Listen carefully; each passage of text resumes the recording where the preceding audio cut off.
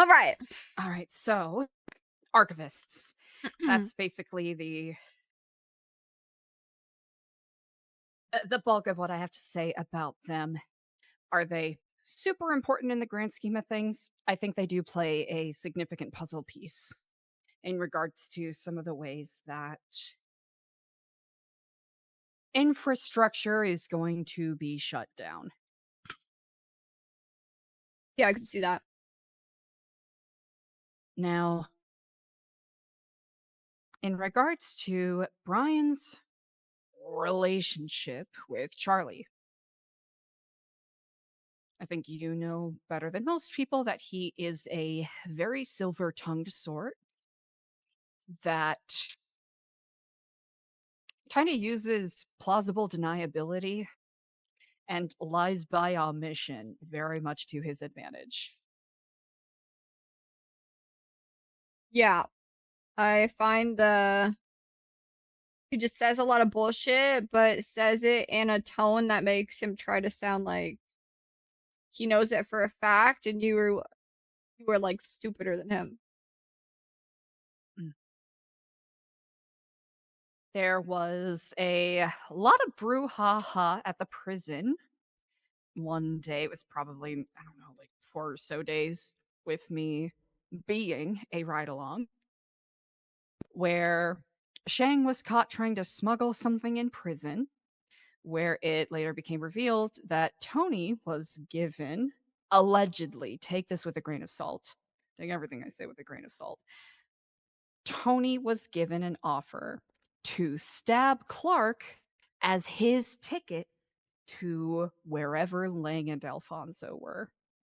When confronted about it, Tony lied and said he didn't know anything about it. Brian called Charlie. Charlie said, I don't know what the fuck you're talking about.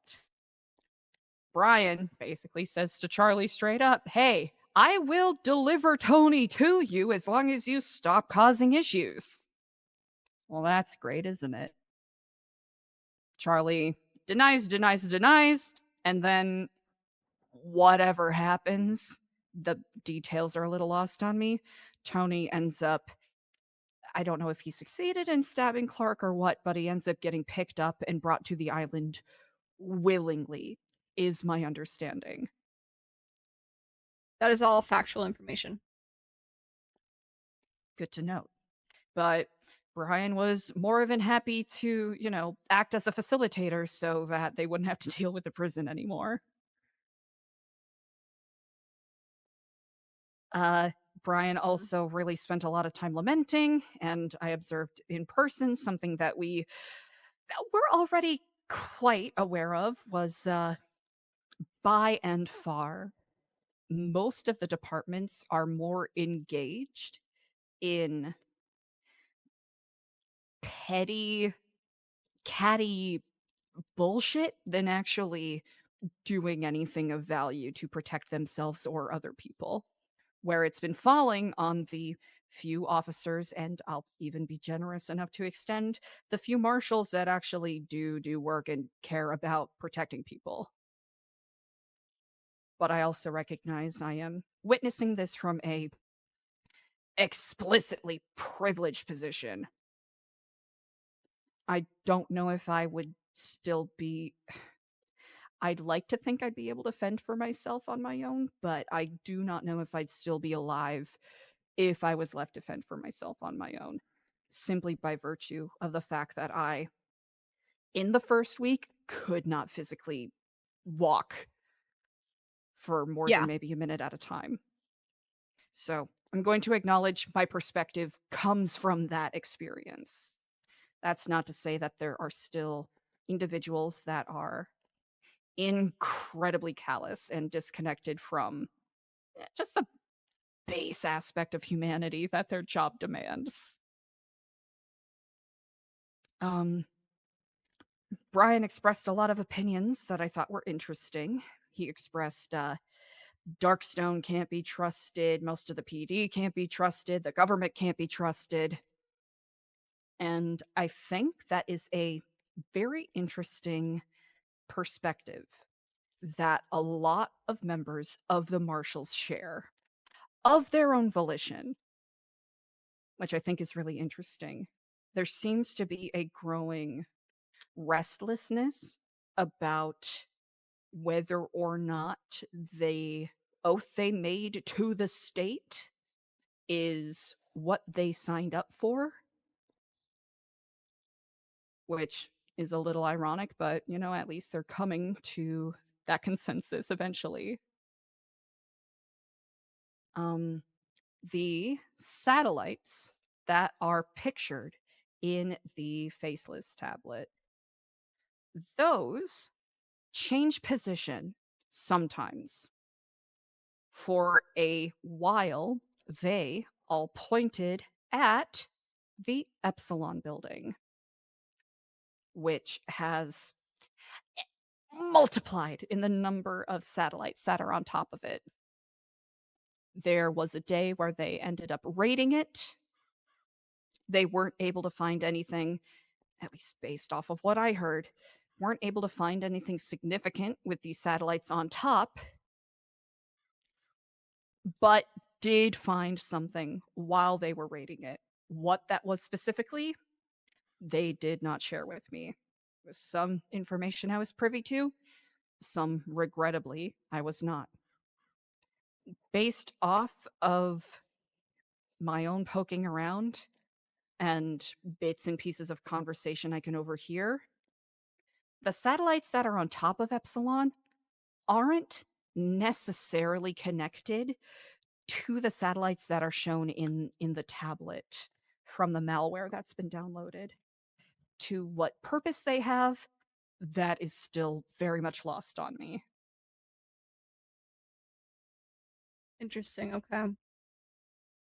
Um, let's see. Know about there was a weird drop off that was sent to the marshals that basically was a Morse code message referencing uh go back to the place where it all started, where they are believing is October 13th of 2024 at Humane Labs, where Dr. Asher and uh, others were seen working on something.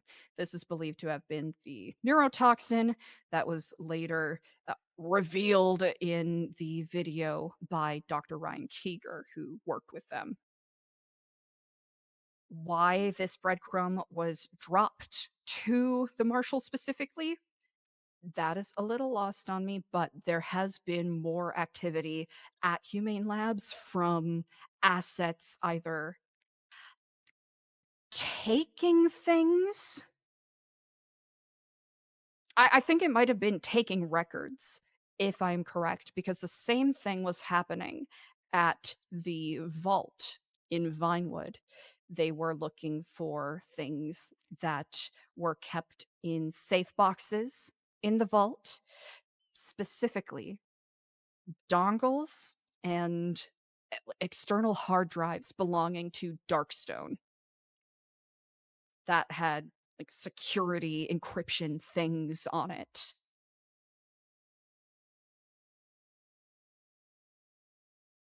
That is how they were able to get the PC to raid the Epsilon building, because Diego, among others, were involved in that.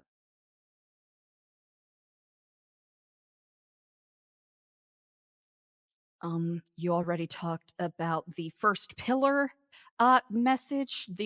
I suppose it's that code that's 844, a bunch of threes, a bunch of fours, all of that. Yeah, yeah, that's the one.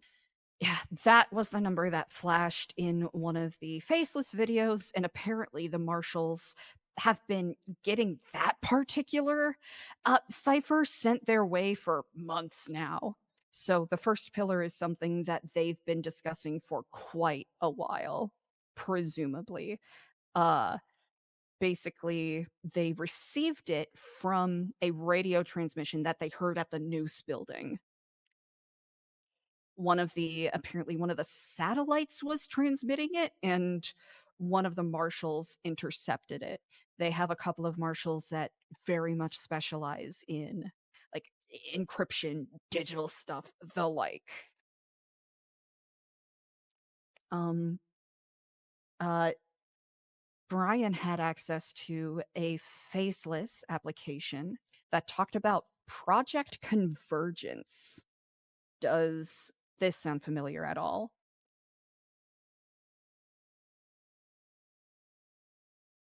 Um, no. Basically, it was an exercise for assets to intercept a Merryweather delivery, which had more information or relay equipment specifically that can uh, get information or extract information on like power infrastructure specifically. Um, and it was something that a Darkstone agent had access to. That is basically what the project convergence was about. It's connected to the toppling of, the gas stations, power and water, etc., etc. That is where I oh, a little bit after that. The day came where they started blowing up all the gas stations. And that is where I ended up running into Alfonso. I was there. I was in the car. Brian had pulled up. It was at Strawberry Gas. Alfonso was there, tied to the bomb, presumably after attempting to shoot Charlie, and that was his punishment. He Oh and Brian boy. had a conversation. I did not hear it. Now, that makes sense if Ian has that special relationship, why the Oracle would try to target him specifically. Hmm. So for about 2 weeks, that's basically what I got. Listening to theories, paying attention, being undercover, not talking to anyone. It got to the point where I recognized that as nice as gathering information is, and as useful as it can be, there comes a limit, right? It's been 2 weeks, and I'm no closer to finding out where you all are. I'm not going to stand here and delude myself thinking that I'm going to be the one coming in Rambo style, guns a-blazing to save you all. Do you think I would be able to do that? Yeah, maybe at some point, but not when my lungs are fucked. So I had to start thinking of different ways to be productive because I really had no way to know what was happening to you all. The only context I have is what the fuck happened to McNulty and Ming. And if that's what and Barrick Johnson, and if that's what they'll do to them, who knows what they would do to you all.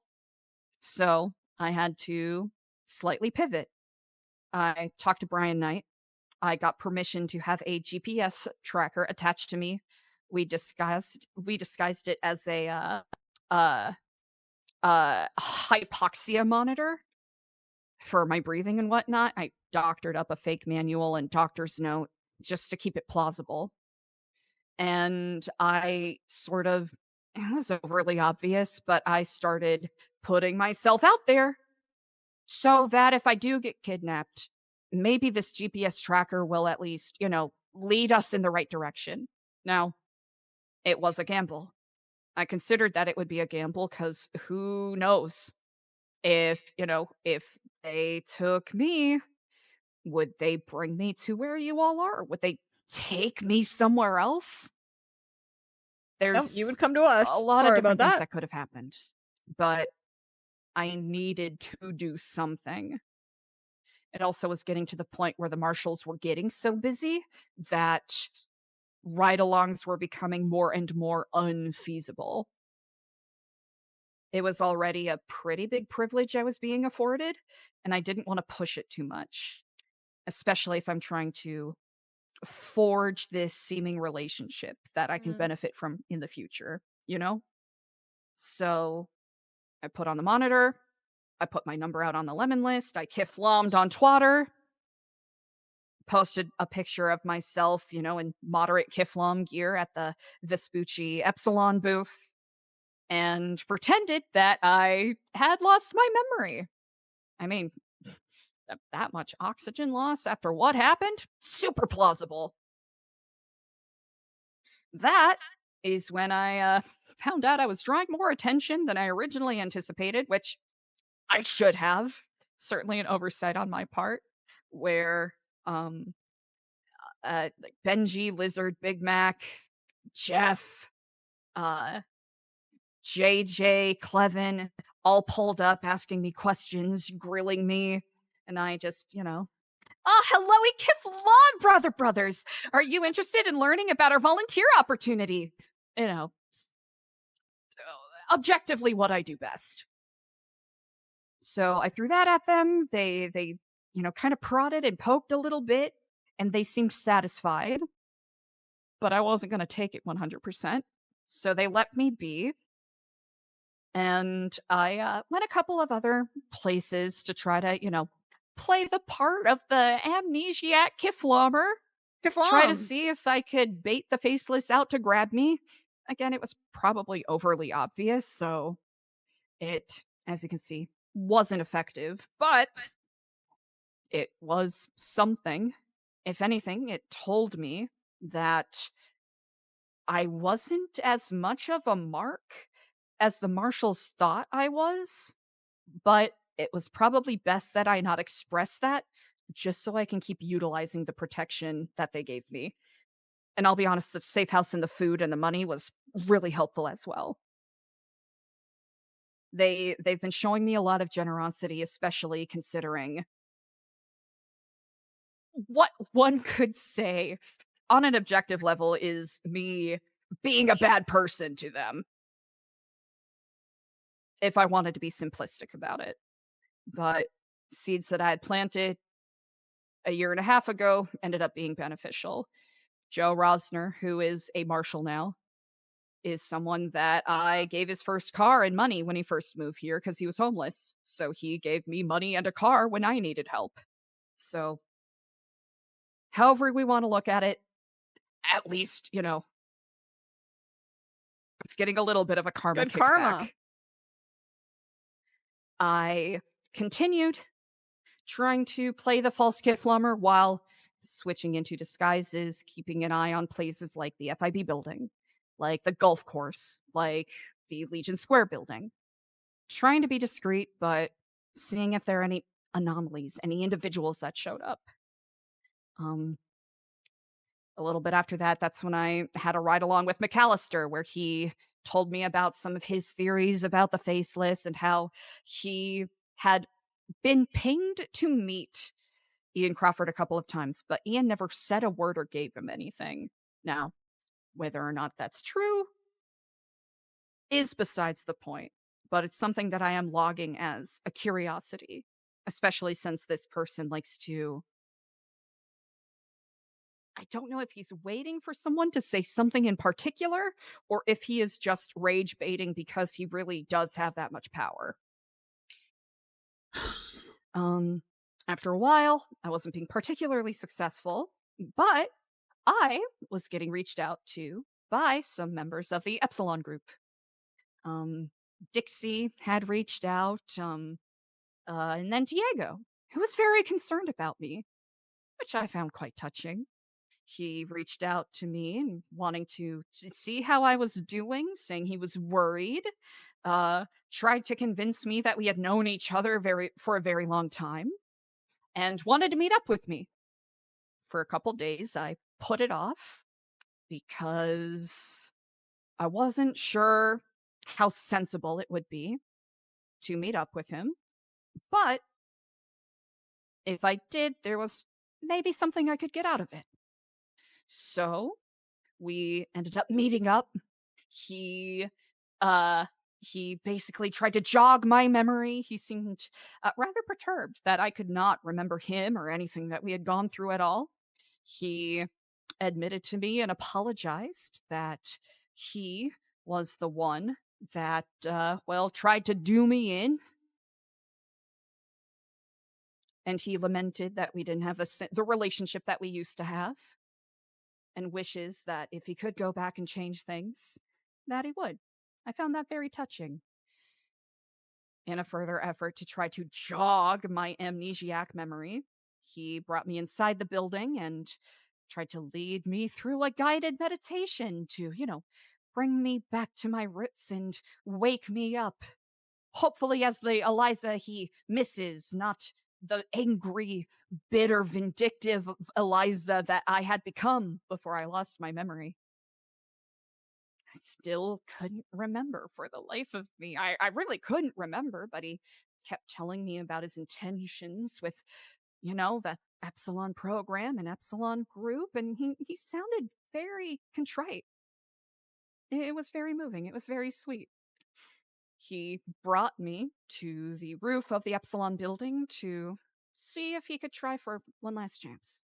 Jog my memory, because we had spent hours on the roof of that building talking about the future, talking about our fears, our hopes, how much we cared for each other.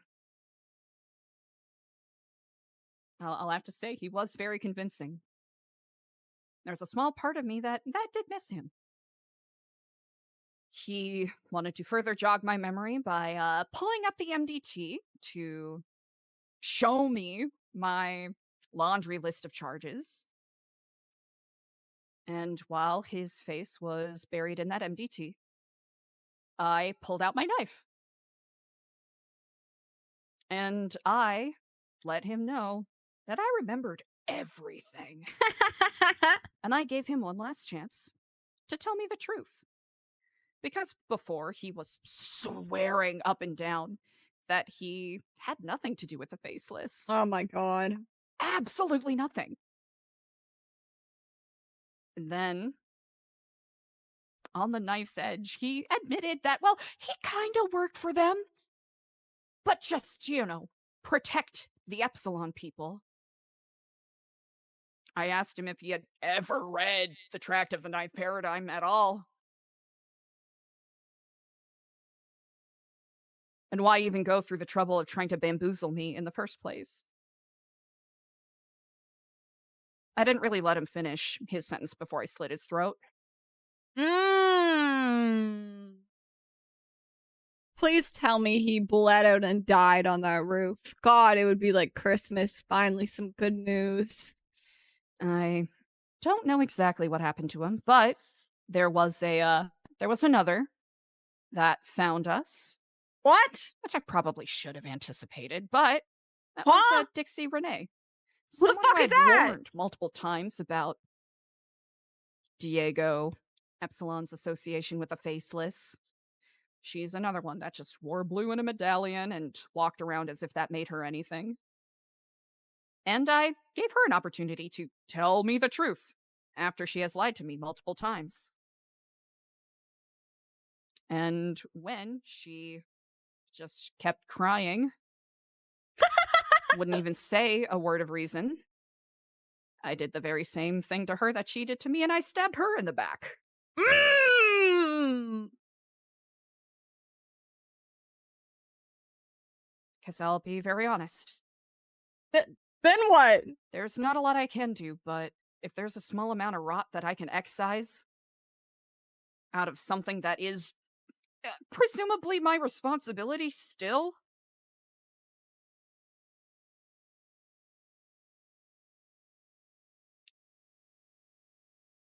least I can do. Now, I would like to pretend that it was super slick and cool that I did all of that. I can't even say that I feel vindicated. It just felt like I did the right thing. I can't Was really it say even I like felt. a little bit cathartic? I will admit, there was some catharsis. Good. Good. Not a punching the air cheering catharsis, but a somehow I could breathe a little bit easier catharsis. Almost immediately after, well, when I was in the car driving away, I got a phone call from Brian Knight asking, "Hey, was that you?" What? Oh. I just saw 911 come from the Epsilon building. Whoa, whoa, whoa, whoa, whoa, whoa, whoa. Didn't answer. But did you have a tracker? I took my tracker off. Okay. Then why the fuck would he think it was you? Just because it's Epsilon building? Probably. Oh, But fuck. then, after a pause, he said, was it faceless? I was feeling smug in the moment. I know a smart person would keep their No! mouth fucking shut, but I said, No! probably. Yeah, they probably were. And he said, good shit. RIP. Oh my god. And then hung up.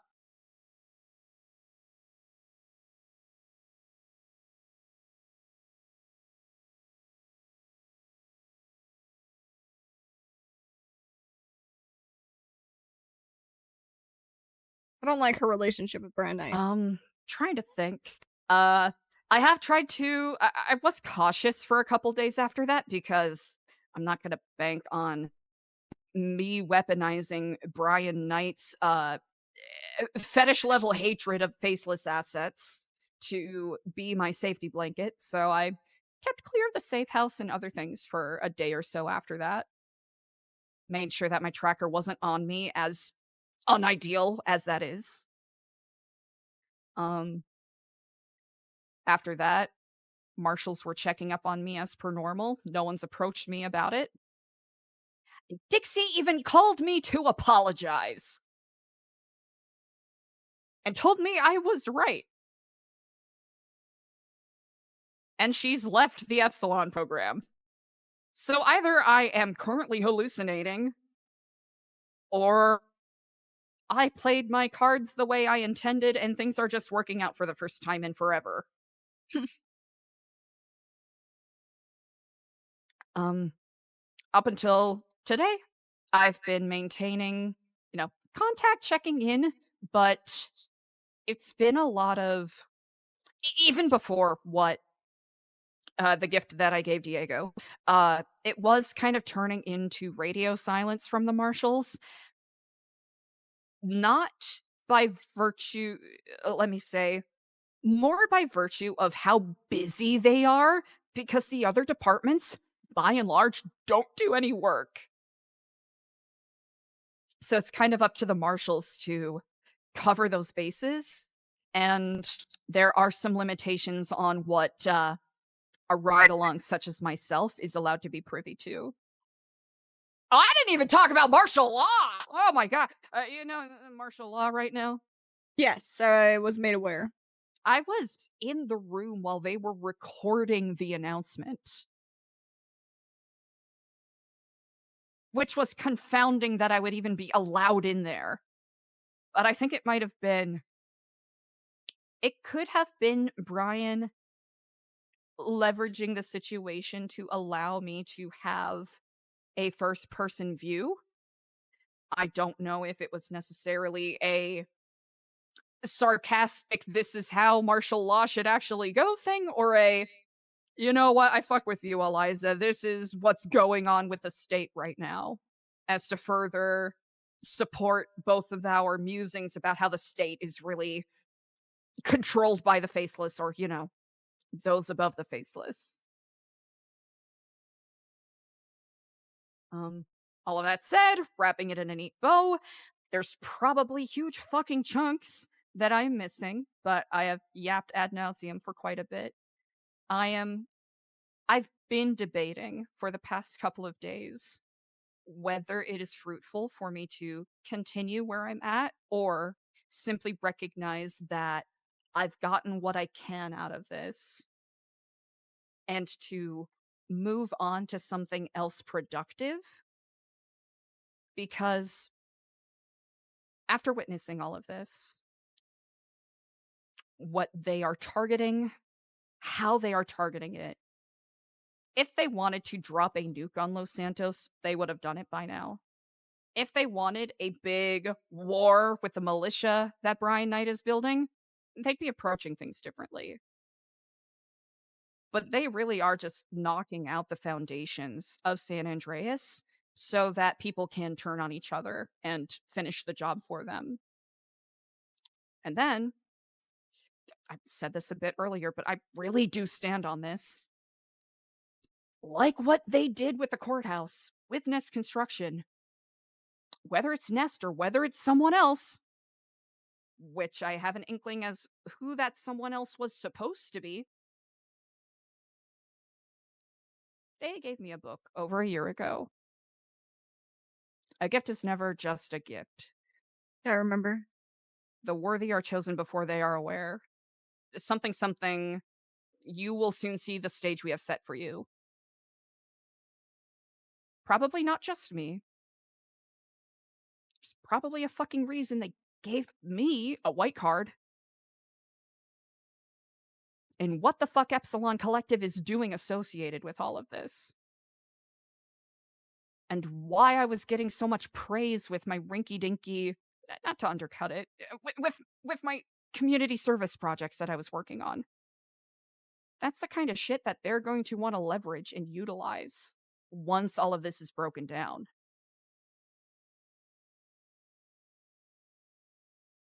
That's where I think the puzzle piece fits in. Like, sure, there's the satellites on the Epsilon building, but I legitimately think there's more than that. I could be way off base, but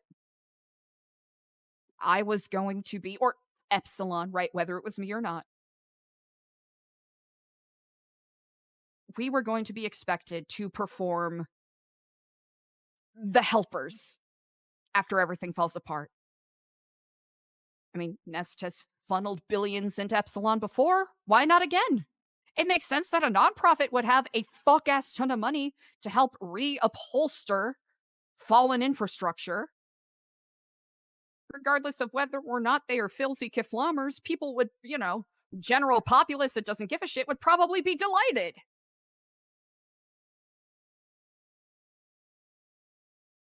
That's what I think they thought. Or that's what I think they were intending to do. And we're going to be put in a position once this fallout, non nuclear fallout, shatters through. How do we break free of that umbrella? Because I don't know about you, but I don't want to be beholden to any planted opposition supported heroics.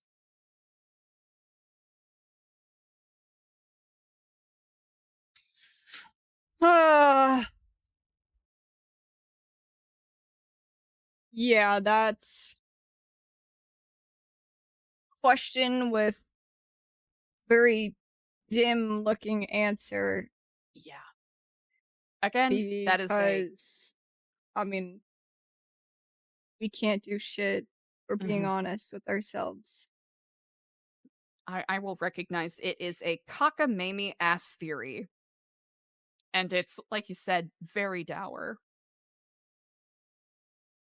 But at least looking ahead on how to rebuild if we're able to survive this is the most hopeful thing I can cling on to right now.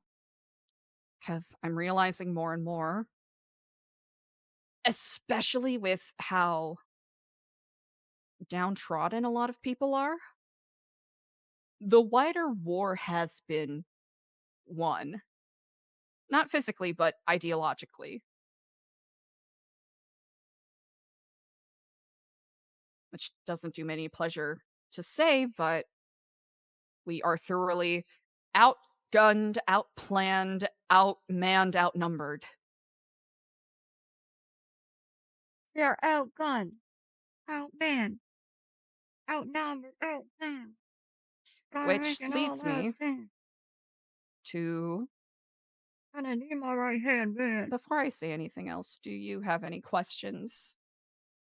I just threw I have a lot at you. comments that Mhm. I can make in regards to a lot of things you've said, but I want to make sure you get everything out first before I raise them. Okay. Um, I hope any modicum of that information is useful. It is a lot. Um, that is what is leading me to my next worry. There is, you rightfully pointed out that there's connections between things. And I think some of those connections are a lot tighter and have heavier implications than I want to muse on right now. Okay. I had Oh, wait, no, keep going. oh, okay. I had a very interesting conversation with Lando and Lexi. Ah! Lando reached out to me.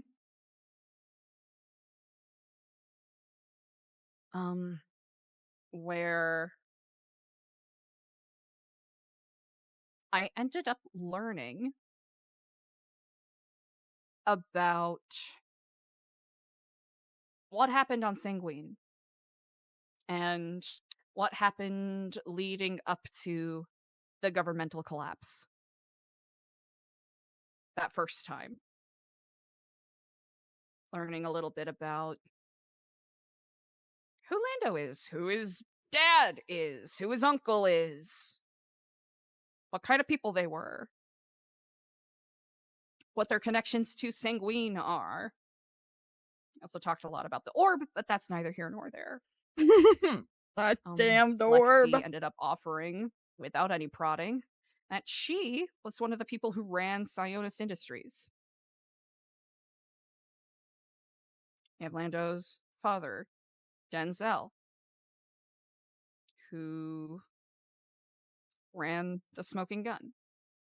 We have his uncle, Nino Chavez, who was the owner of the Pegasus Concierge Hotel, which has certainly had a lot of interesting inhabitants as of late. Then there's a comic book store a little further north up the street. Right across the road, really. And then a place you really care about, which I will admit, I did my best to check on it. I tried to lockpick my way in, but I felt that any further attempts from me to try to get inside would potentially damage the doors. That's So fine. okay. I honestly just checked I took I will make it very clear. I did take off my tracker and made sure that it was somewhere Okay, completely fucking good. different every single time. And I tried to be discreet as possible. I would just check the doors for any or windows for any signs of break-in. Didn't see any, so hopefully that's some small comfort, and hopefully you'll get a chance to see it yourself sometime soon. With that said, there has been a lot of focus from these investors on that area and things that are associated with those people. That is. Oh, and I walked by the Pegasus Concierge Hotel. You know, it's super casual, just walking. And in that entryway, there was a golf ball at the front door. What the fuck is The going on Faceless with have this golf? gesture that they do to each other sometimes, where they kind of mimic the swinging of a golf club. I don't know what significance it has, but clearly that was left as a message to someone else. Tying this back a little bit, the reason why Lexi and Lando wanted to speak to me is because they were wondering if I understood whether or not they, let me rewind slightly, they believe that the Faceless is them from the future because of their associations I with the did Playboy hear Mansion this and from the them. okay, Yeah, we can perfect. skip over that one. Okay, you got it. I think it's safe to say that they are probably not the faceless. I Um, I agree. I yeah. yeah, it seems fantastical, but Lando is certainly an intriguing individual. That is for certain. With that said, there's a lot of puzzle pieces floating around there, and Why would you say that right now? if what happened in Babylon is any indication, I think Lang has some things that they want. I'm basing that based off of a couple of things.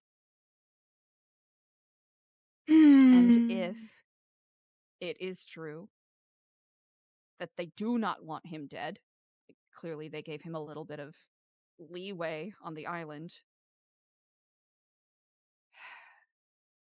Either they've got other plans for him, which is likely, or there are people associated with this that have deeper connections than either he knows or than he lets on.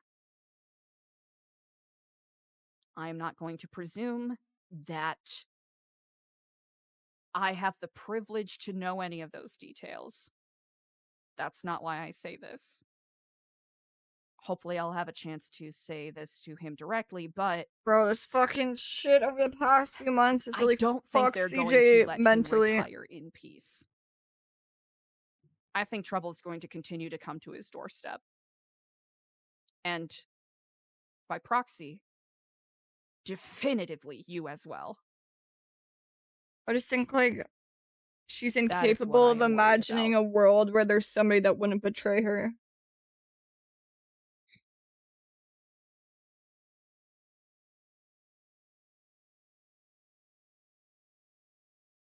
When Lang asked me a little earlier what I found out and what I learned, well, I wanted to say that so bad, but that wasn't the time or the place. Yeah.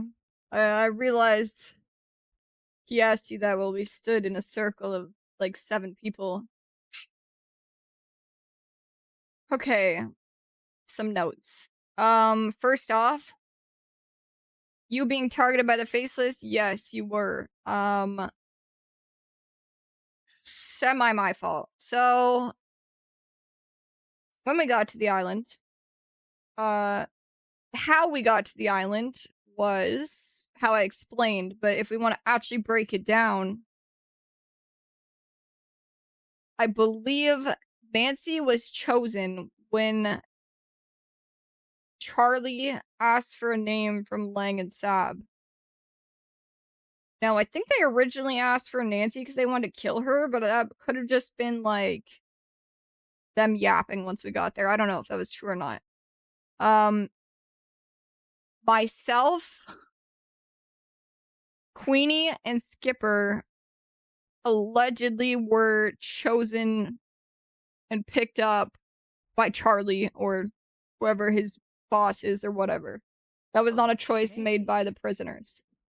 Then they came to us, so Charlie came to us and asked for a name. Or I guess the first night that we got there when we were all sat in a cell, they asked us for a name. And to clarify, during this point in time, we were under the assumption that they would be destroying the prison. They would be bombing it, they'd be killing everybody in the prison. And I did not know for a fact that you would not be put back in said prison. So I said, we need to get Eliza out. We need to get Eliza. So I would rather you be on Torture Island with me than dead. So we said your name. It was a vote, but not really because I said we're choosing Eliza. So your name was chosen. The next day, Charlie comes up to me and he says,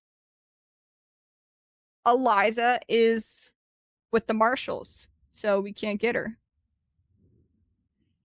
Which, one, he tried to use as like mental warfare to fuck with my head and try and convince me that you would basically like flip to the marshals.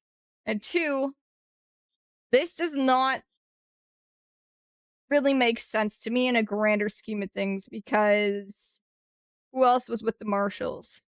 Lang and Sab. So how could you guys so easily get Lang and Sab, but now you can't get Eliza? Does it make sense? Yeah. when did that stop you before?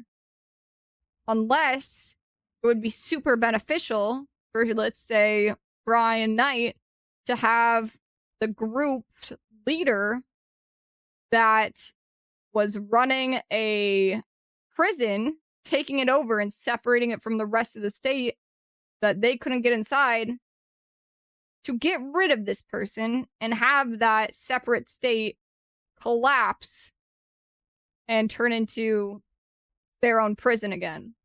That's why I firmly believe Brian Knight cut a deal to get rid of Lang and Sab. So fucked up but believable. Yeah. Yep. So, yeah, I mean, just countless times, every time I asked if you were good, where you were at, blah, blah, blah, he would just try and get in my head saying you were with Brian Knight, you were with the Marshals.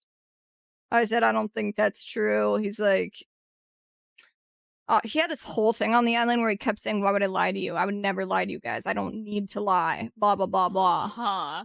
Yeah, it was weird. Funny. Brian said something similar to me. You know something, Eliza? I'm not a liar. I don't lie. They do actually have some similarities I see between them for sure. Mm-hmm. Maybe it's all the time they spend chit-chatting. Okay, next point I wanted to hit was, I actually think I misconstrued something that Charlie had said to me, or misinterpreted it, or like associated it with the wrong thing in my mind. So I asked Charlie, and this is after learning, like, through the books I stole, exactly what the Faceless's whole, or I guess even the people above them, I should say instead, their whole shtick was, the blueprint of their plan for the cities before us and us now and the cities after us, and how they bring a city to its knees just to have somebody come in and save it because people are willing to take, you know, to take that person's hand when they are suffering, because they are suffering so badly that nobody else is going to save them. That's their whole shtick, right? And I realized how late into this game we started playing. How late into these schemes they were, and we were only starting to see it now. So I asked Charlie, was there a day where we could have stopped this?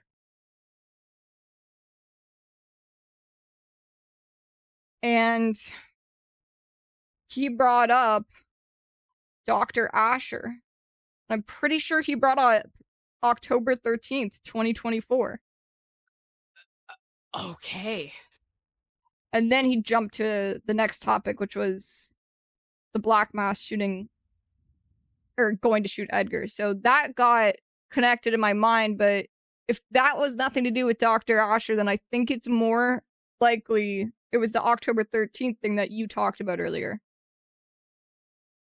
Which actually makes a lot more sense, to be honest.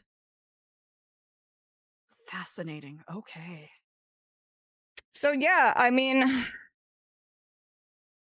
I didn't even live here when we could have stopped it. And from that day forward, it was too late. Well, if you believe anything that man says. I had 7 days where I could have stopped it. What? I moved here October 4th, 2024. Oh my god. I really fucked up, CJ. Are you kidding me, I should have Eliza? known. I should have known. Are you kidding me? What were you doing? Honestly, I was standing on the boardwalk saying Giflam to people, seeing if anyone wanted to plant flower gardens with me. Actually, I was trying to start a soup kitchen. I really fucked this one up. Sorry, this is very serious. I have to say, it is the most distinctive relief on the planet that you're alive. Thank you. I'm very glad you're alive too. Holy fuck. I'm also glad I'm alive, because Jesus Christ. it's one of those things where I feel like I've heard so many things, and there's probably some things I missed from the word barrage that I just threw at you. But having all of this information, and what does one do with it? But at least it feels like a bigger part of the picture has been formed, to whatever worth that has. Perspective always has its uses. Now, I'll say this. What we went through, um, I mean, obviously, New Babylon, that ending and the resistance, that was tough, right? But Cleveland was its own personal hell. And I went from that, and Lang as well went from that into that island. And that island, I skipped over a lot of the,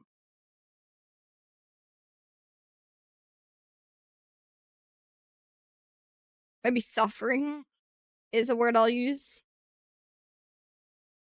But in that, I think, also just seeing how easily people betrayed me.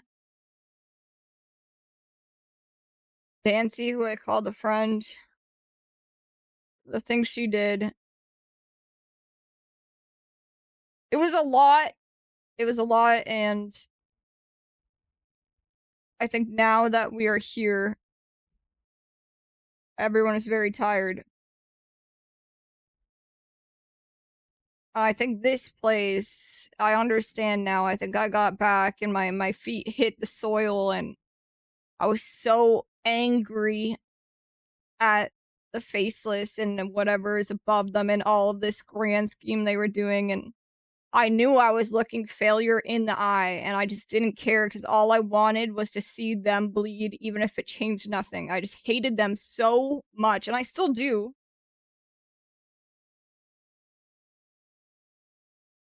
But I think I understand now why this place where we're standing is needed.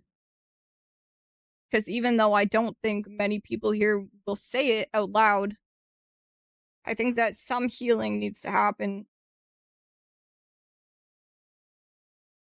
Some moments of peace, you can call it that, as the city unfolds around us. And there is no room for this fight here. There's no room for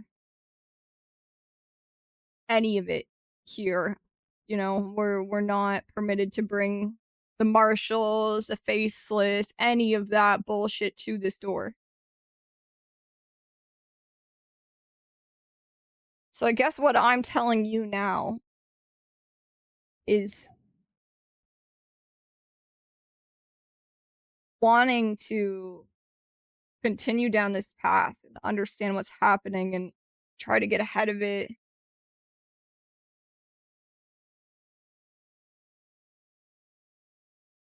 If that's the road you're looking for, then you got to keep it out of here.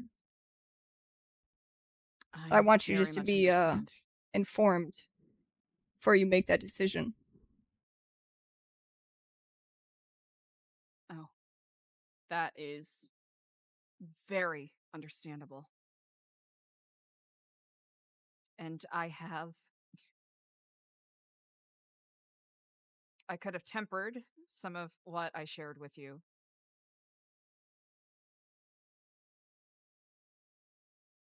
Absolute last thing I want for any of you is to be more burdened than you already are.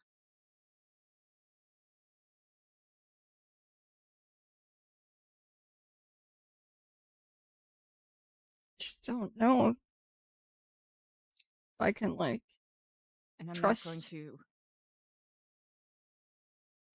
I'm not going to stand here and pretend I wasn't, in a way, complicit with what happened in Cleveland. I know it's not a pleasant thing to bring up, but I have to say it out loud. I have to acknowledge it. Standing there and saying, hey, we shouldn't torture people doesn't really accomplish a whole fucking lot.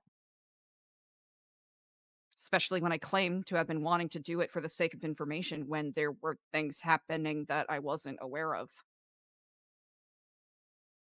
And even then, I still stood idly by while you all walked into the mines.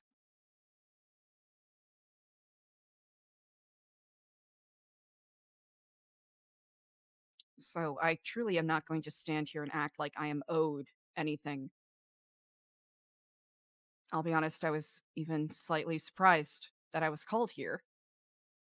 I imagined with my position with the as a being babysat by the marshals, kind of, when they're not busy. You'd probably not want me bringing attention here in the first place.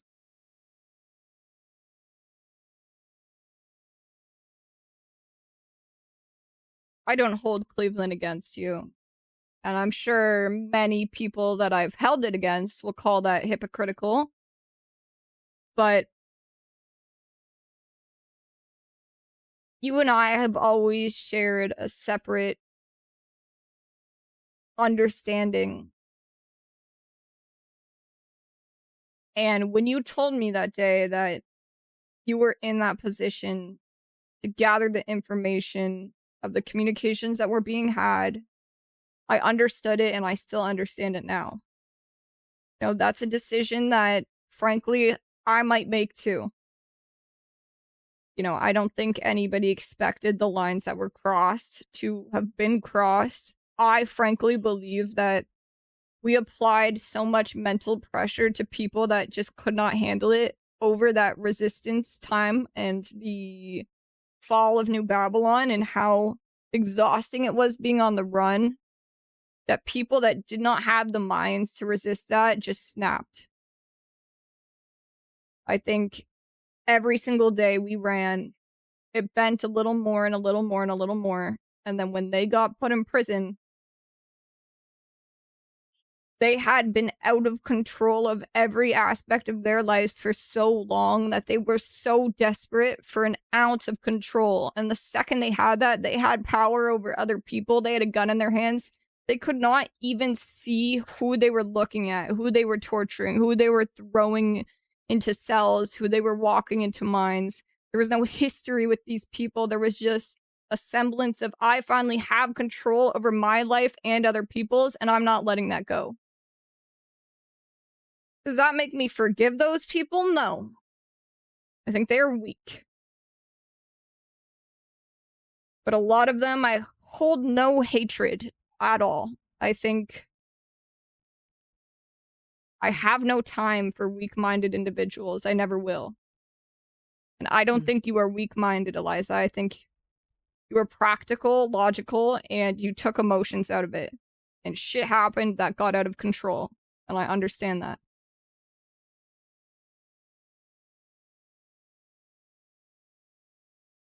Took me a bit of a long road to get there. It's sort of strange. First, I will say, I shouldn't be so astounded by now, but it does astound me how much grace you have. I'm I'm really moved by it.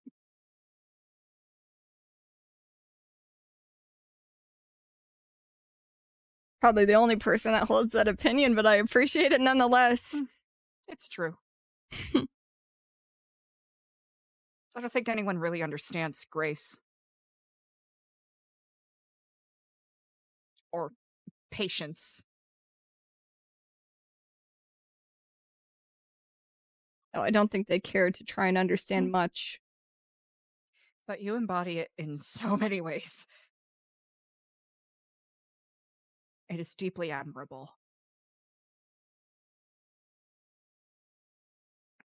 And it really took me, I think you can acknowledge this more than anyone else. It took me quite a road to get to the point of I won't pretend that I'll ever be fully divorced from my emotions because I'm a human being. Right? If someone break checks in front of me, I'm gonna get annoyed. Oh my god, same. But I think the moment it kind of clicked was when I woke up in the hospital. I didn't feel the need to cry or weep. I didn't have any thought about how I felt betrayed.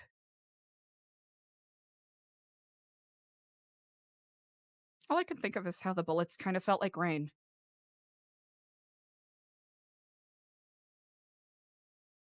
And I was just grateful to be alive and awake another day to walk forward. And any pain I felt was a reminder that there's more work to be done.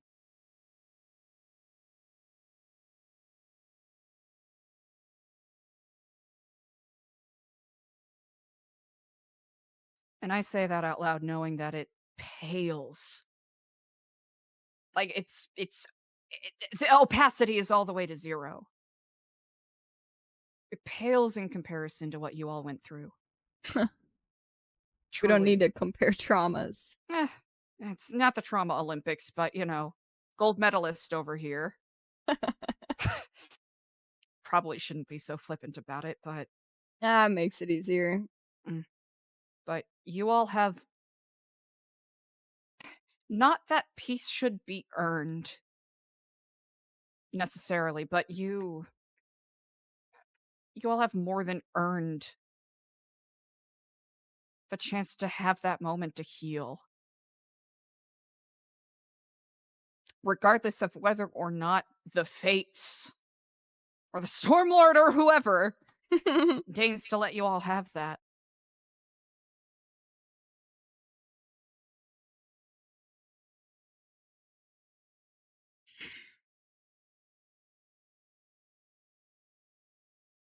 I really don't know what's coming next,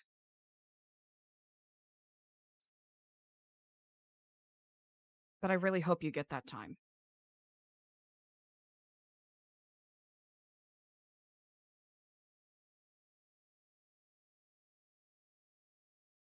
I hope so too.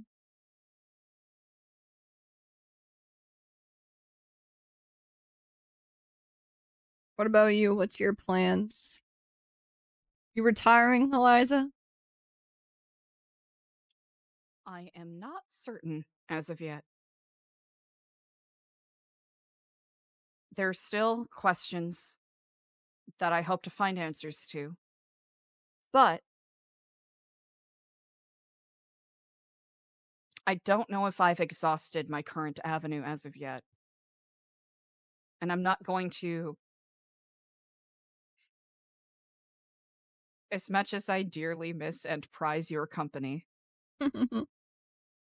I am not simply going to give into what I want right now. Because if there's still any scrap or crumb of any information that could be useful, and if I am in a position to get it, I'd rather satisfy that than come here with unfinished questions and bringing that baggage into what should be a place of healing. I haven't been through what you all have been through.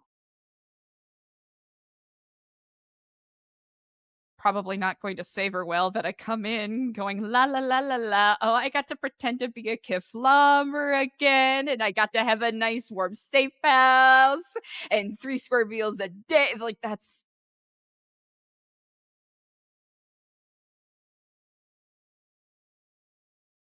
I don't think that would be right of me to do such. But if I am needed, or even if I'm wanted, I will answer the call and help how I can. Well, I will say, you will always be wanted here. I mean, I can't speak for others, though I do think that they do want you here. For myself, you will always be wanted here. But what I truly want for you is to follow what, as corny as it fucking sounds, is in your heart and in your mind. Because God knows how long we'll be able to do that. Not to sound like a doomsday pepper. You have every right to. You've seen it. Sorry, I'm still thinking about the I'll soup. be honest. There is a part of me that does not know.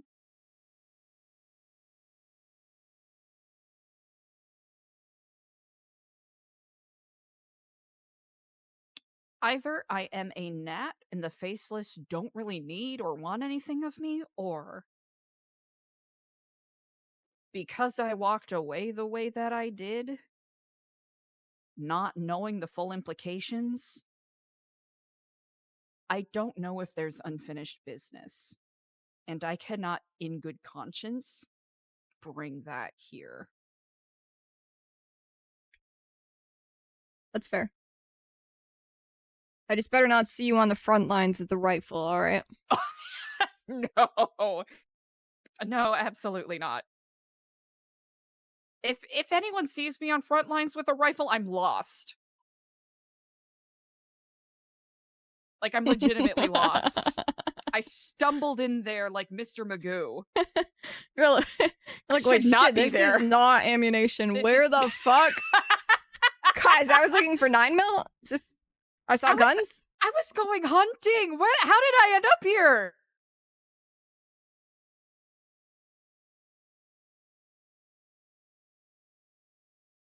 That. With that said,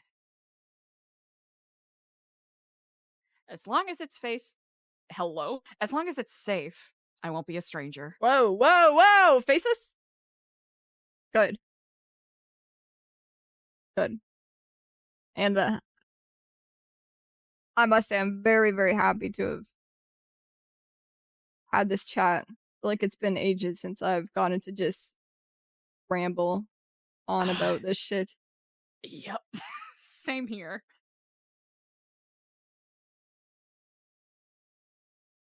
And I love yapping. I've really had to keep my mouth shut.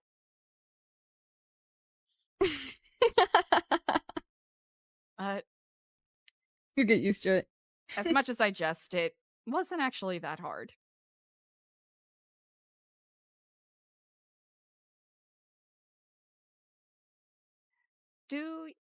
With what you said, is it going to be more beneficial or detrimental that I bring up my concerns with Lang? I think there's always space for a conversation there, 100%. Mm. You know, like what I, contrary to very popular opinion amongst many people, Lang and I actually have very different brains. So what I might see as important versus not important, he might find something very different in that. So yeah, I think just feeling it out and seeing, you know, what he's interested in, I definitely think is a conversation that's wise to have. Good. I do want to be thoughtful about not infringing this space with any martial or faceless, etc. nonsense. Well, you can always preface that, right? Mm. Hey, I know I'm in your garden. This is the Garden of Eden. Ah. And you don't want this shit at your door, but I'm curious if you want to know anything that I have to share. Something like that. Easily enough. You always speak much more eloquently, though, so in your own way. I think I'll use those words. Better to be short and sweet.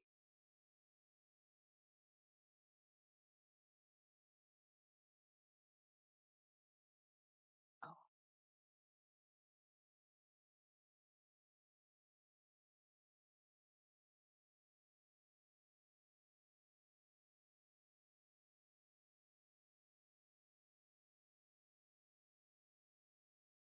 But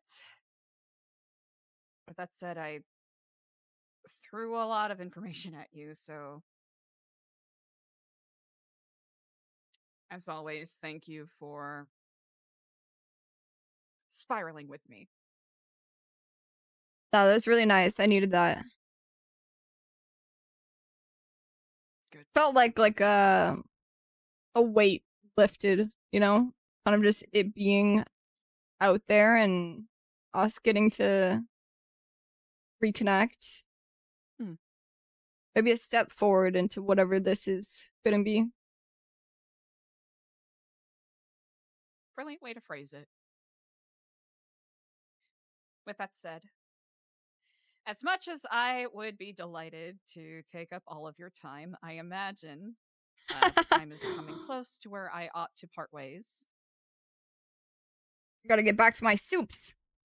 Oh, yes! Oh! I'm not gonna lie, I'm kind of jealous in that regard. I'm very excited for that part, I must say. Well, I'm really glad you came down, and anytime you want to visit, feel free. Can and will do. Oh boy. Yeah, don't mind this garden. The Ooh. leaves get in your eyes sometimes. Oh, of course. Well, it's abundance.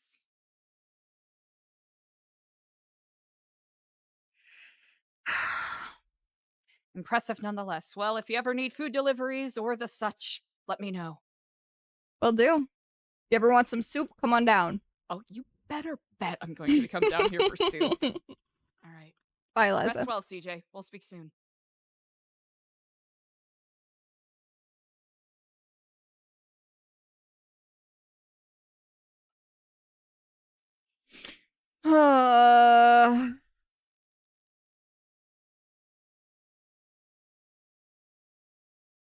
CJ's little paranoid brain, bro.